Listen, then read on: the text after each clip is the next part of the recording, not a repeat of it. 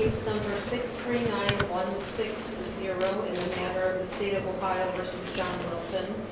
Mr. Wilson is present today with his attorney, George Gerken. On behalf of the State of Ohio, Assistant County Prosecutor. Special Assistant Attorney Generals. Special Assistant Attorney Generals Matt Meyer and Paul Susi are present. We are scheduled today for a plea hearing, and I believe we'll proceed to sentencing as well. It is my understanding that there has been a plea agreement in this case. Mr. Meyer, will you please recite it for the record? Thank you, Your Honor. After discussions with counsel for the defense, as well as the victim in this case and the Attorney General, Dave Yost, on whose behalf we're bringing this case, the parties have reached a proposed resolution, Your Honor. Specifically, the state would move to amend count 1 of the indictment, which is currently felonious assault in violation of Revised Code Section 2903.11A1, and amend that count to assault in violation of Revised Code Section 2903.13A. As amended, Your Honor, that would be a misdemeanor of the first degree, punishable by up to 180 days in jail, and a financial penalty, a fine of up to $1,000, and the possibility of 5 years of probation, Your Honor. It's the state's intent that if this plea is forthcoming, we would move to dismiss the balance of the indictment, and there are no other promises, agreements, or understandings as part of this plea. I'm sure my colleague, Mr. Gerken, will correct me if I've misstated any of the terms. Thank you, Mr. Meyer. Mr. Gerken, is this your understanding? It is, Your Honor. Okay. Mr. Wilson, for the record, will you please state your name and how old you are? John Wilson, 38, And how far did you get in school? some college. Do you understand the charges against you in the indictment? Yes, Your Honor. Do you understand the plea agreement your attorney has reached on your behalf with the State of Ohio? Yes, Your Honor. And have you served any time in the military? Yes, Your Honor. And will you please tell me your military service? 2001, 2005, deployed to Operation Iraqi Freedom for the initial push in 2003. Received a Purple Heart for gunshot wound in the knee, and Army Commendation Medal with Valor, and numerous other lesser medals. Thank you for your service, Mr. Wilson. Are you currently under the influence of any drugs or alcohol? No, ma'am. Are you taking any kind of medication that can impair your ability to understand this hearing today? No, Your Honor. Are you currently on probation, community control sanctions, parole, or post-release control in any case or jurisdiction? No, Your Honor. Has anyone threatened or forced you to enter a plea of guilty?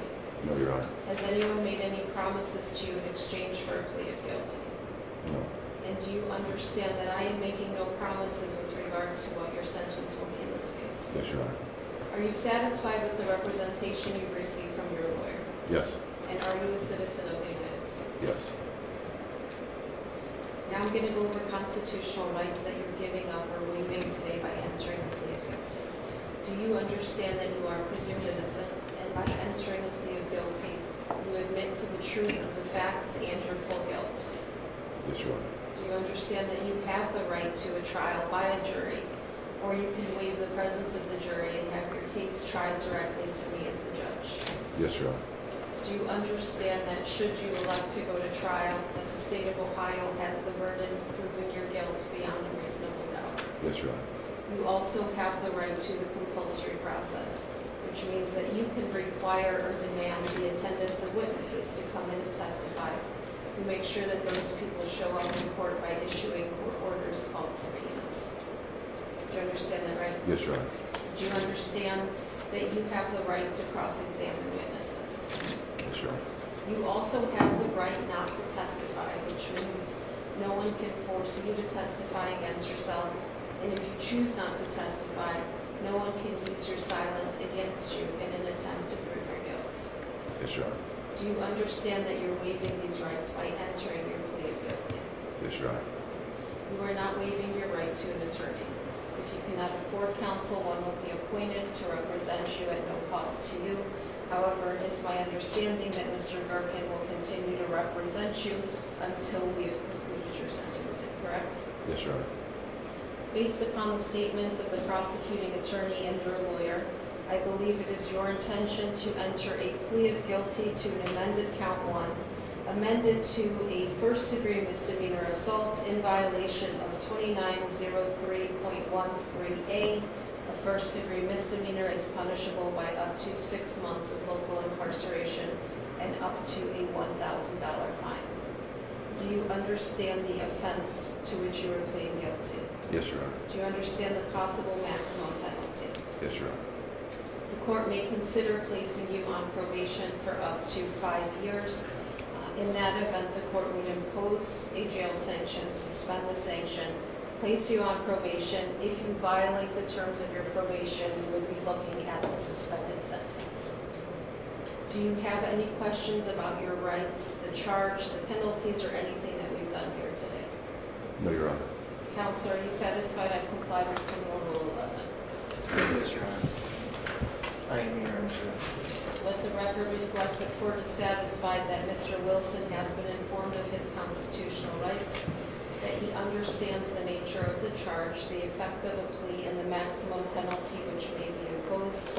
Mr. Wilson, how do you plead to an amended count 1, assault, a misdemeanor of the first degree? I accept it. How do you plead? I'm guilty.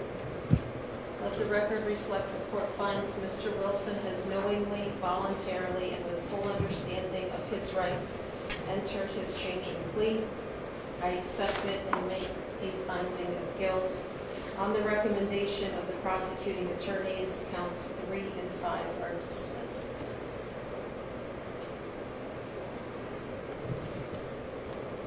Mr. Gherkin, it's my understanding that you're going to waive a pre-sentence investigation report and request to go directly into sentencing. Honor. That is correct, Your Honor. And the state of Ohio is prepared to proceed? We are, Your Honor. Okay. On behalf of the state. Your Honor, before the state says anything, I would ask if you hear from the victim's representative in this case.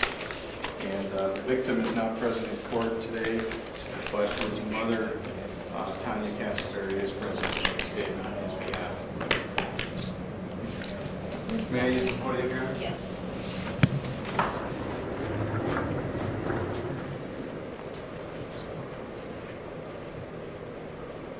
Good morning, Ms. Castleberry. Good morning, Your Honorable Judge Sherry McDaniel. Before you begin, Ms. Castleberry, I'm just going to ask you to state your name and spell your last name for the record. My name is Tanya Castleberry. My last name is spelled Castleberry. Thank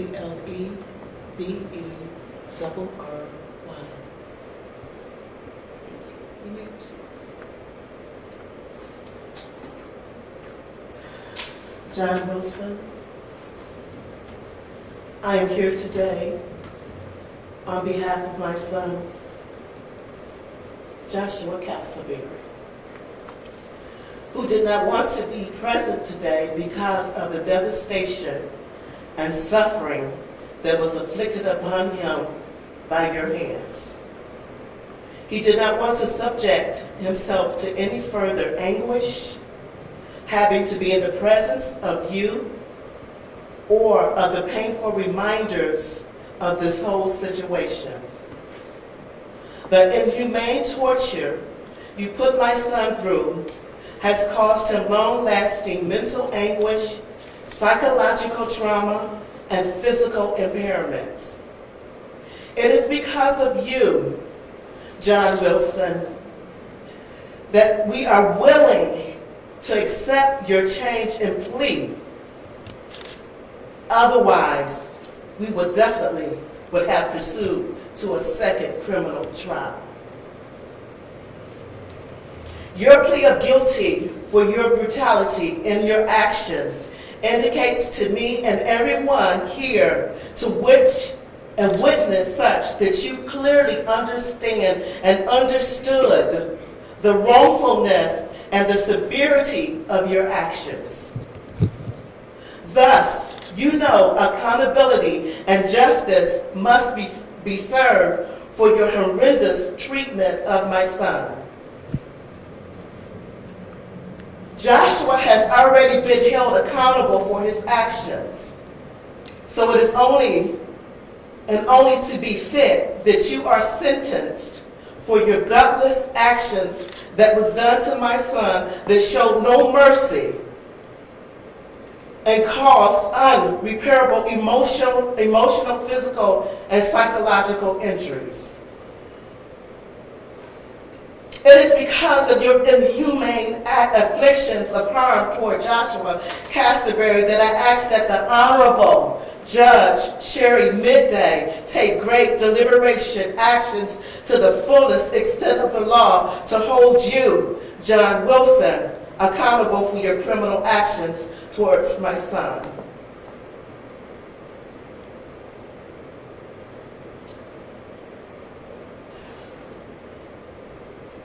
It is my hope that the justice will prevail on the behalf of Joshua Castleberry, that no one will ever have to face or endure such harm and affliction from your actions.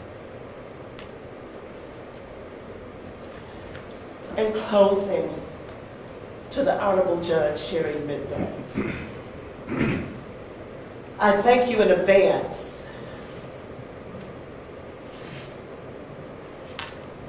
for your sound judgment regarding this matter.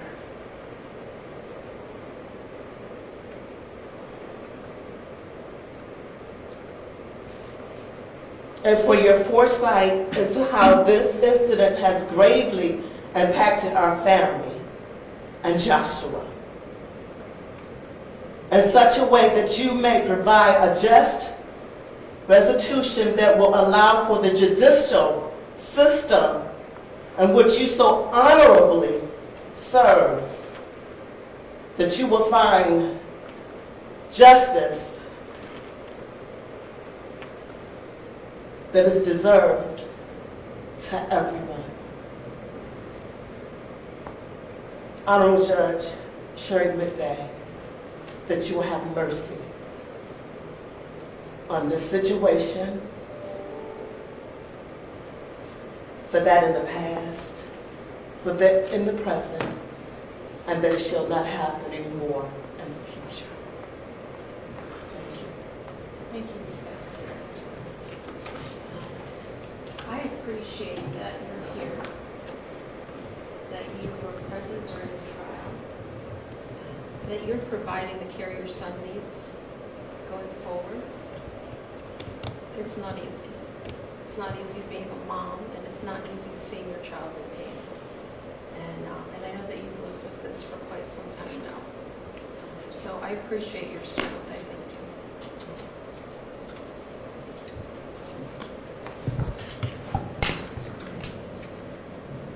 you. Mr.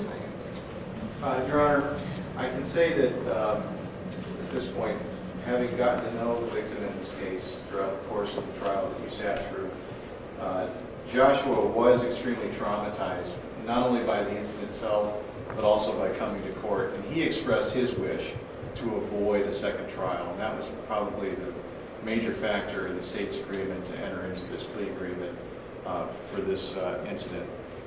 We would ask that in formulating an appropriate sentence, however, that you draw back on all of the evidence that you heard and saw, and use that evidence to formulate an appropriate sentence when evaluating this crime that Mr. Wilson has pled guilty to. Thank you. Thank you, Mr. Meyer. Mr. Gerken, on behalf of Mr. Wilson. Thank you, Judge.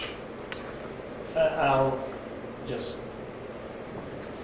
not go through the facts of the trial again. You heard it, and I know that we all paid attention to it. What I'd like to do is maybe review a little bit about the things that would have been in the pre-sentence report that I'm sure you're aware of. One of the very first things I would like to reiterate is that Mr. Wilson served with distinction in our military. Came through that experience where we all know the stress and the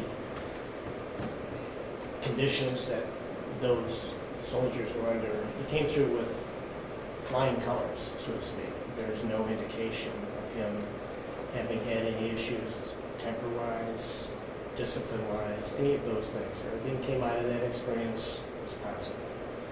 He then, after a period of time, has gone and gotten into law enforcement. And you heard how long he was in law enforcement, and his last job he was at Cuyahoga County, and throughout that period of time, there is no indication of him being violent, of him overreacting.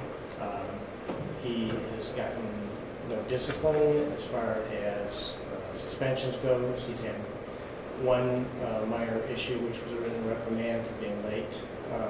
Other than that, his whole life has shown that he is able to show restraint and good judgment. You heard the facts in this particular case, Judge. Mr. Castleberry had his testimony, John had his. I think when you reflect on the victim's position, his mom's position, which we all respect, but we had 12 people sitting in that jury box, and 11 of those 12 didn't think that Mr. Wilson should be held accountable for his actions that he did, that he was justified in doing them. Mr. Wilson has also suffered during this period of time. His family has suffered. Obviously, you can imagine what was done to them throughout the trial. He did not want to go through another trial. It caused a lot of problems with him personally and with the family. So because of that, we did approach the state to see if they would accept a reduced plea, just to go forward and get this over with. I know that John will tell you he feels terrible about what happened, and I would ask you to take all of that into consideration. And there's one thing that I think is a dichotomy in our society right now, and I just kind of point that out to you, is that so many times we hear that law enforcement officers, politicians, everybody should not be given any breaks because of the position that they're in, of the authority that they have. So no breaks at all for them. They need to be treated just like any other citizen. Well, Judge, I'm asking you to do that. Treat John Wilson just like any other citizen that would be here in front of you with no record, distinguished service, and the fact that he would be, I imagine, from what I've looked here, considered seriously for probation. And I would ask the court to probably issue a probation, and however long you feel is correct. But treat him just like anybody else would live in. Don't hold him to the higher standard that everybody else doesn't want him to be held to. He's just another guy somewhere. And even if you feel an inkling of holding him to a higher standard, please consider the standard that everybody in that jury box thought that it should be. That's all I have. Thank you. Thank you. Mr. Wilson, is there anything you want to say before I close your sentence?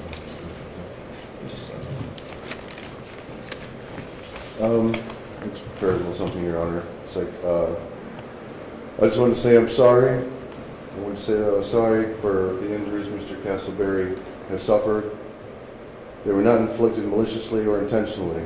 This whole experience has been trying for myself, Mr. Castleberry, and our families. Hopefully my plea today will provide the necessary closure for all involved and allow us to move forward in a positive direction. Thank you for your time, Ron. Thank you, Mr. Wilson. So, Mr. Wilson, as you can imagine, the facts and circumstances that came out during this trial, the evidence presented, has not left my mind. The media coverage.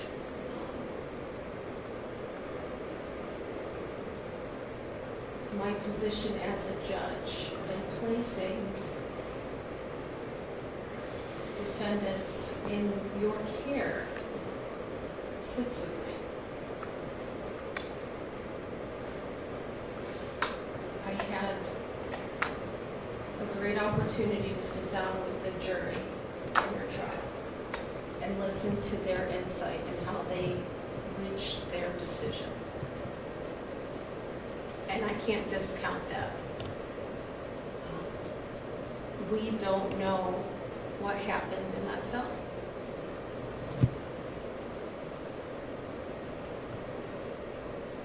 We do know what injuries Mr. Castleberry sustained. I can't hold you accountable for what happened after you all came out of that cell. That's probably the most troubling for me, is watching Mr. Castleberry in that chair, wanting to help him. After such time had elapsed, wanting to help him, watching him in that chair. I have to draw the distinction though. While you put him in that chair, you didn't have anything to do with those hours and hours and hours that he spent without medical care. So I am making the record very clear that I am not holding you responsible for that. And that's really what the jury had to struggle with. They felt that same way about that time that Mr. Castleberry was ignored when he needed help. The injuries that he sustained at your hands, I don't know how they occurred. I don't know. He seemed like such a mild-mannered man. And for him to have served like you in the military, he has that same background. He strikes me as a person who respects authority, who graduated from the Veterans Treatment Court. What an honor. And someone that I don't think we'll ever have a problem with again.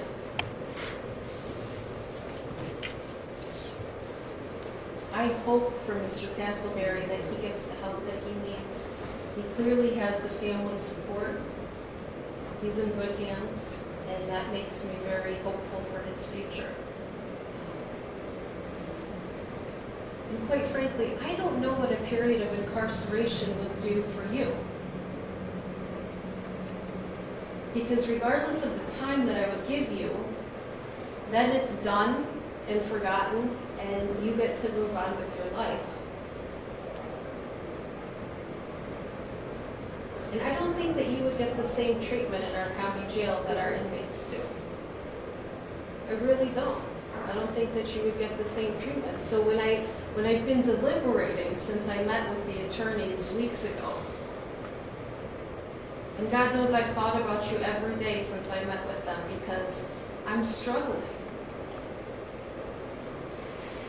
Do I put Mr. Wilson in a cell like Mr. Castleberry was in so he knows what it feels like to be in that cell? Deprived of hope, deprived of family, deprived of your liberty. But you're not going to get the same experience that Mr. Castleberry got. You're not. And I think that defeats the purpose of a period of incarceration. Before imposing sentence, the court notes for the record that I have considered the record, the oral statements made here today, and the plea negotiations, and I've definitely considered the statement made by Ms. Tanya Castleberry, Joshua's mother. The court must and has formulated this decision based upon the overriding principles and purposes of felony sentencing, namely to protect the public from future crime by you, to protect the people in our care, and I consider them people in our care. I really do. You know, I cringe when I think of how the inmates in our county jail are treated by some of the COs and the folks in charge like animals. They're not animals. They're not animals. They're our brothers and sisters.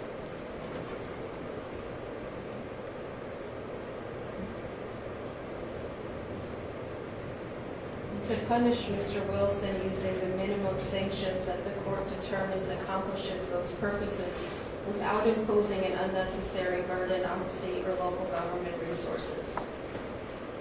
I have considered the need for incapacitation, deterrence, and rehabilitation. There's been no request made for restitution in this case.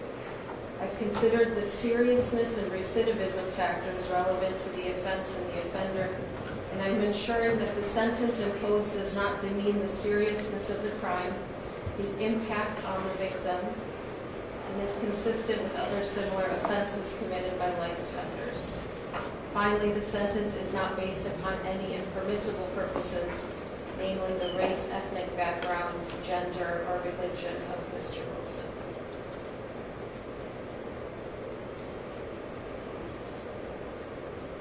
Mr. Wilson, I am going to impose a jail sanction and suspend that sanction. I'm imposing the 180 days. I'm suspending that sanction, ordering that you complete 250 hours of community work service.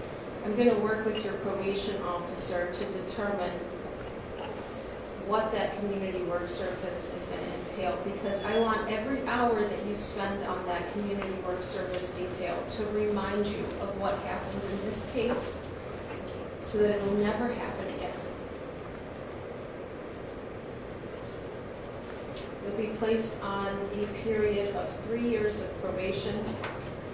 Once you've completed the 250 hours of community work service, we'll have a compliance hearing and figure out what we're going to do going forward. I am going to impose a $500 fine. You are responsible for your court costs and your supervision fees. Mr. Wilson, I don't think that you're taking this situation lightly. I think that you do need to think long and hard about what happened in that cell so that it never happens again.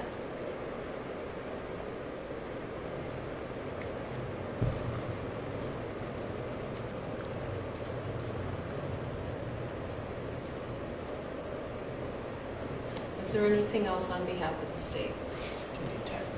No, Your Honor, thank you. On behalf of Mr. Wilson? Your Honor, I'm not quite sure how this court does it, so if he wants some additional time, maybe 60 days to pay the fines and costs, does that have to come from the court? Or will he send that to the court? He has the period of his probation to pay the financial sanctions. Okay, So the 3 years. thank you. Thank you. We're adjourned.